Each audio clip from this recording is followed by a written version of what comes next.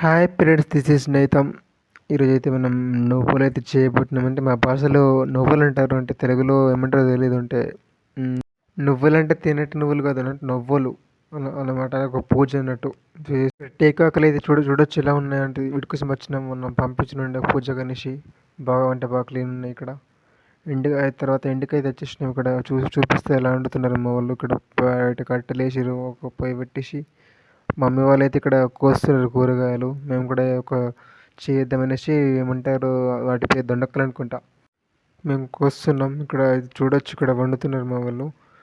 ఒక ఇప్పుడైతే ఇవి కోసేసినాక ఇంకా వేరే వేరే చాలా పనులు ఉన్నాయి, ఇంకా చేసుకోవాలి అవన్నీ.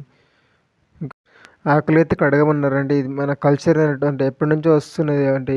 అంటే పండుగ ఉన్నప్పుడు ఇలాంటి పని, అంటే ఏ పండుగకైనా అంటే ఈ టేకాకులు దీంట్లోనే తింటాం అనేసి. అంటే ఎప్పటి నుంచో ఇది వస్తుంది కల్చర్ అన్నమాట. అందుకనేసి మేము కూడా పాటిస్తున్నాం.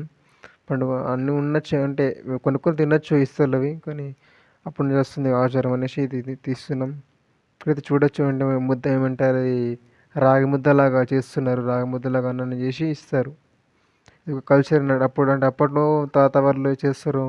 ఇవి రాగి ముద్దలాగా ఉండేటివి, కానీ అన్నం ఉంది కదా, ఇది కూడా ఏమంటారు, ఉమెన్స్ తినరు, ఓన్లీ జెంట్స్ తింటారు అనమాట. మెన్సే అంటే మేము కూడా తినచ్చు, వాళ్ళు తినరు అన్నట్టు. ఇగో ఇక్కడ పడుచుకున్న మా చెల్లి అయితే ఇక్కడ ఆడుకుంటుంది లోపల పడుకొని అక్కడ చేపలలో. ఇక్కడ మా బ్రో ఉన్నాడు. ఇంకా అన్నీ సిద్ధమైపోయింది, ఇక తినడే ఉంది లాస్ట్కి. ఇగో ఇలా ఏమంటారు, చిన్న చిన్న వేసుకొని తింటాం, ఒక రాగి ముద్దలాగా అందరం కూర్చొని వండుకొని తింటున్నాం. ఫుడ్ అయితే బాగుంది, చాలా బాగుంది. అంటే చేనులో పూజ అంటే అన్నీ ఉంటాయి కదా చేనులో, ఏమంటారు అని మినుములు అవి, కూరగాయలు అవన్నీ ఉన్నాయి. వాటికి పూజ చేసి ఇలా వండుకొని తింటాం అనమాట. అయితే వాటికే పూజ అనమాట ఇది.